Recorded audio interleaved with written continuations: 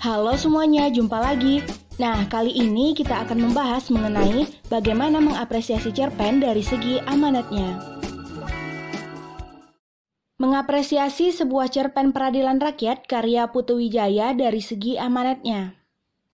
Nah, sebelum itu mari kita simak bagaimana biografi dari Putu Wijaya. Putu Wijaya yang kita kenal sebagai sastrawan mempunyai nama yang cukup panjang, yaitu I Gusti Ngurah Putu Wijaya. Dari namanya itu dapat diketahui bahwa ia berasal dari Bali. Putu memang dilahirkan di Puri Anom, Tabanan, Bali pada tanggal 11 April 1944. Pada masa remaja, ia sudah menunjukkan kegemarannya pada dunia sastra. Saat masih duduk di sekolah menengah pertama di Bali, ia mulai menulis cerita pendek dan beberapa di antaranya dimuat di harian Suluh Indonesia Bali. Ketika duduk di sekolah menengah atas, ia memperluas wawasannya dengan melibatkan diri dalam kegiatan sandiwara. Setelah selesai sekolah menengah atas, ia melanjutkan kuliahnya di Yogyakarta, Kota Seni dan Budaya. Di Yogyakarta, selain kuliah di Fakultas Hukum UGM, ia juga mempelajari seni lukis di Akademi Seni Rupa Indonesia atau ASRI, drama di Akademi Seni Drama dan Film atau ASDRAFI, dan meningkatkan kegiatannya bersastra. Dari Fakultas Hukum UGM, ia meraih gelar Sarjana Hukum pada tahun 1969, dan dari kegiatannya berkesenian, ia mendapatkan identitasnya sebagai seniman. Selama bermukiman di Yogyakarta, kegiatan sastranya lebih terfokus pada teater. Ia pernah tampil bersama Bengkel Teater Pimpinan W.S. Rendra dalam beberapa pementasan, antara lain dalam pementasan Bebop pada tahun 1968 dan Menunggu Godot pada tahun 1969 serta yang lainnya. Setelah kira-kira 7 tahun tinggal di Yogyakarta, Putu pindah ke Jakarta. Di Jakarta ia bergabung dengan teater kecil dan teater populer. Di samping itu juga ia bekerja sebagai redaktor majalah Express. Ia juga mempunyai pengalaman bermain drama di luar negeri, antara lain dalam Festival Teater Sedunia di Nancy, Prancis pada tahun 1974 dan lainnya.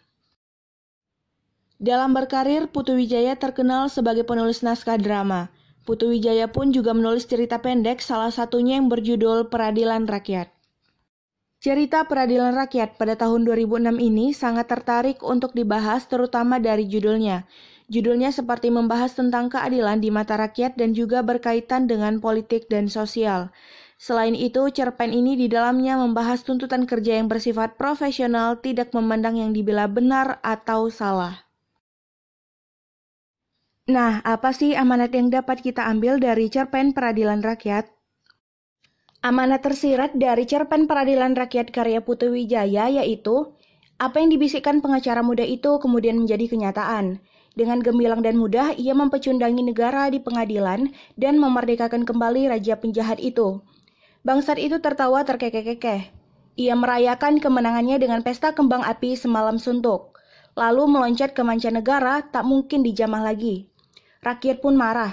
Mereka terbakar dan mengalir bagai lava panas ke jalanan, menyerbu dengan yel-yel dan poster-poster raksasa. Gedung pengadilan diserbu dan dibakar, hakimnya diburu-buru. Pengacara muda itu diculik, disiksa dan akhirnya baru dikembalikan sesudah jadi mayat. Tetapi itu pun belum cukup. Rakyat terus mengaum dan hendak menggulingkan pemerintahan yang sah. Dari kutipan tersebut dapat kita ambil amanatnya yaitu, kita sebagai manusia yang mempunyai akhlak hendaknya menjalani sebuah pekerjaan yang menjadi tanggung jawab sesuai dengan norma-norma yang berlaku secara profesional. Sehingga hal-hal yang merugikan orang lain apalagi menyengsarakan orang lain dapat dihindari. Bukan tidak mungkin bila rakyat telah marah, maka akan lupa diri dan bisa melakukan hal-hal di luar batas kewajaran. Amanat tersurat dari cerpen Peradilan Rakyat karya Putu Wijaya yaitu, dikutip dari cerpen Peradilan Rakyat yang bertuliskan, jangan membatasi dirimu sendiri, jangan membunuh diri dengan deskripsi-deskripsi yang akan menjebak kamu ke dalam doktrin-doktrin beku. Mengalir sajalah sewajarnya bagaikan mata air, bagai suara alam karena kamu sangat diperlukan oleh bangsamu ini. Dari kutipan tersebut dapat kita ambil amanatnya yaitu, jangan pernah kita membatasi kepada diri kita sendiri dan jangan pula sampai membunuh diri kita dalam suatu objek hingga menjebak kita ke dalam bentuk tindakan yang mengharuskan atau memaksakan bahwa suatu kasus harus diyakini dan dibenarkan seperti apa yang disampaikan. Seharusnya biarkan jalan hidup kita mengalir seperti air.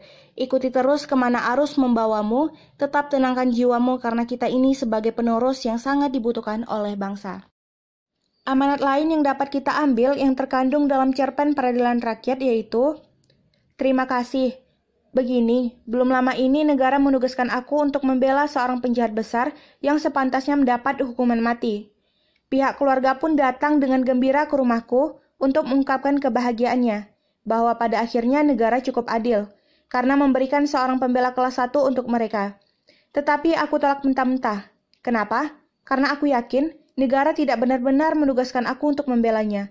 Negara hanya ingin mempertunjukkan sebuah teater spektakuler bahwa di negeri yang sangat tercela hukumnya ini sudah ada kebangkitan baru. Penjahat yang paling kejam sudah diberikan seorang pembela yang perkasa seperti Mike Tyson. Itu bukan istilahku. Aku pinjam dari apa yang diobrol para pengamat keadilan di koran untuk semua sepak terjangku. Sebab aku selalu berhasil memenangkan semua perkara yang aku tangani. Aku ingin berkata tidak kepada negara, karena pencarian keadilan tak boleh menjadi sebuah teater, tetapi mutlak hanya pencarian keadilan yang kalau perlu dingin dan beku. Tapi negara terus juga mendesak dengan berbagai cara supaya tugas itu aku terima. Di situ aku mulai berpikir, tak mungkin semua itu tanpa alasan. Lalu aku melakukan investigasi yang mendalam dan kutemukan faktanya. Walhasil, kesimpulanku, negara sudah memainkan sandiwara. Negara ingin menunjukkan kepada rakyat dan dunia bahwa kejahatan dibela oleh siapapun tetap kejahatan. Bila negara tetap dapat menjebloskan bangsat itu sampai ke titik terakhirnya hukuman tembak mati, walaupun sudah dibela oleh tim pembela seperti aku, maka negara akan mendapatkan kemenangan ganda. Karena kemenangan itu pastilah kemenangan yang telak dan bersih. Karena aku yang menjadi jaminannya. Negara hendak menjadikan aku sebagai pencundang, dan itulah yang aku tentang. Dari kutipan tersebut dapat kita ambil amanatnya yaitu, jangan membudayakan dan memberikan kesempatan kepada perlakuan para pelaku mafia peradilan, yang dimana para pelaku mafia peradilan tersebut bisa menghindari jeratan hukum, karena itu akan membuat keadaan semakin parah jika mereka, para pelaku mafia peradilan bisa menyewa pengacara terkenal dan menyuap aparat negara. Penjahat besar itu seharusnya mendapat hukuman mati, dengan taktik yang dibuatnya dapat memperdaya pengadilan sehingga bisa menghindari jeratan hukum dan merayakan kegembiraan yang seharusnya bukan miliknya. Selain itu, amanat lain yang dapat kita ambil yang terkandung dalam cerpen Peradilan Rakyat yaitu, tapi kamu menerima membela penjahat itu bukan karena takut, bukan?